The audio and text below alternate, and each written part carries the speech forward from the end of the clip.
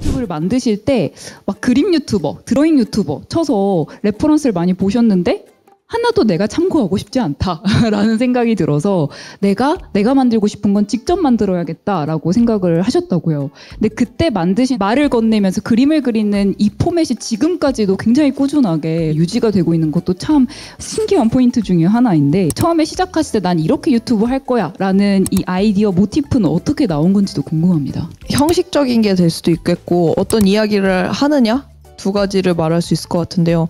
일단 어떤 이야기를 하느냐는 이걸 왜 말 안 하지?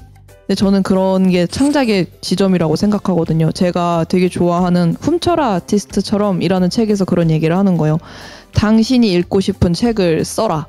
근데 저도 이런 그림에 대한 어떤 사람들의 생각들을 보고 싶은데 그런 게 유튜브에 없는 거예요. 그래서 왜 그런 게 없지? 하는 동시에 원데이 클래스를 하면서 가깝게 사람들을 그림을 알려드리면서 배운 건데, 사람들이 막 섞고 상을 잘 그리고 싶어 하는 게 아니에요. 귀엽고 느낌 있는 무언가를 잘 그리고 싶어 하는 거거든요. 살짝 그런 데 있어 보이는? 근데 그런 게 완전 고전적인 소묘는 아니란 말이죠. 근데 고전적인 소묘나 수채화에 대한 영상밖에 없는 거예요. 그렇다면 이런 거 해야겠다 그런 생각이 들었고, 형식은 되게 자연스럽게 나온 거였어요. 처음엔 이제 음악을 깔고 거기에 제가 자막으로 썼었거든요. 근데 이게 음악을 찾는 게 너무 힘든 거예요. 음악을 또 언제 찾지? 음악 외에 넣을 수 있는 게 뭘까? 근데 제가 당시에 되게 좋아하던 브이로그 유튜버가 있었는데 그분은 음악을 안 넣어요. 그냥 일상 소음을 넣는데 그게 너무 좋은 거예요. 그래서 저도 연필 소리 정도만 넣고 내 목소리가 들어가면 배경음이 필요 없겠다. 목소리를 넣는다면 이왕 자막으로 쓸 거 내가 말로 하자. 그렇게 돼서 지금 포맷이 나온 것 같아요. 일부러 어떤 장비나 이런 것들 너무 전문적인 것으로 업그레이드하지 않으시는 것으로도 알고 있어요. 그런 이유가 있으실까요?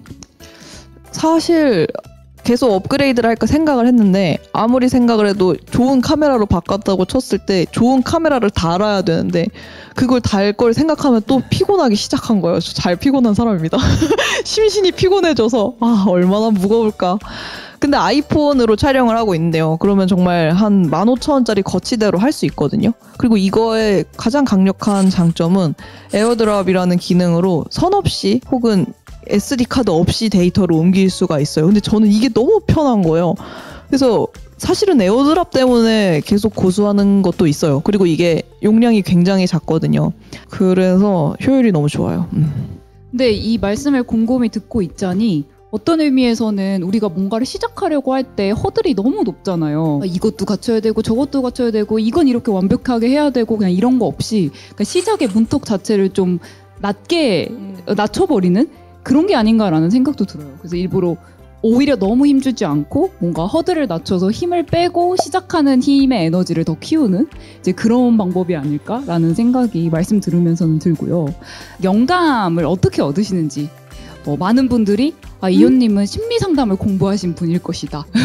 인간에 대한 통찰이 엄청나다. 혹은 굉장한 다독가일 것이다. 이런 추측들을 많이 하시는데 첫 책에 말씀하시기를 영감은 떨어지기를 기다리는 게 아니라 직접 나서서 사냥해야 하는 것이다 라고 말씀하셨었어요. 그래서 영감을 사냥하는 이현님만의 습관이나 방법, 신조 같은 게 있다면 어떤 것들이 있을까요? 불평불만이 저는 조금 많은 편이에요.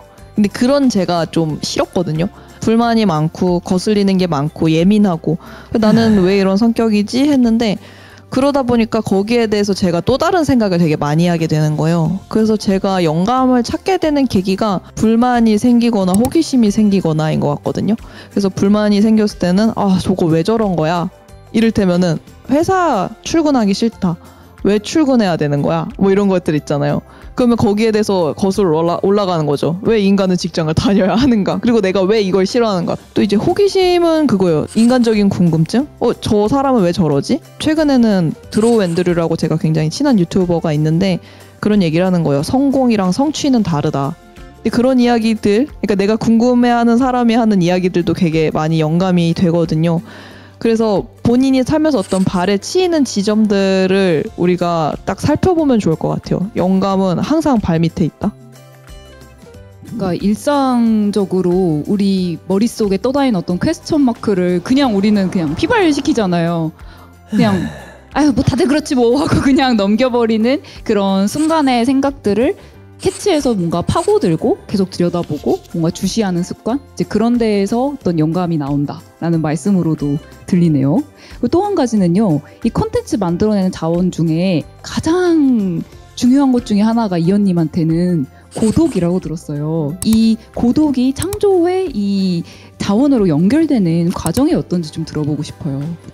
뭔가 창작을 할 때 나만의 어떤 우여곡절 내지는 실패, 실수가 저는 자유롭게 좀 허용이 돼야 된다고 생각하거든요.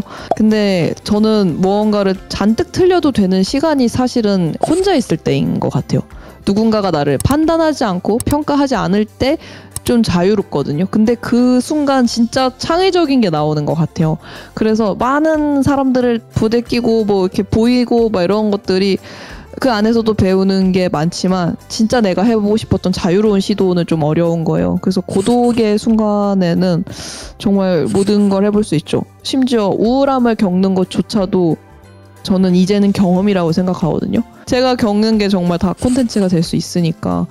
그리고 고독의 순간에는 훨씬 더 외부 소음이 적으니까 아까 말씀하셨던 부유하는 질문들에 대해서 좀 더 답변을 내리기가 쉬워져요. 그래서 요즘에는 이어폰을 일부러 두고 다니기도 하거든요. 약간 외부의 자극을 덜 받으려고. 그렇게 의식적으로 만드는 소음이 없는 상태도 도움이 되는 것 같아요.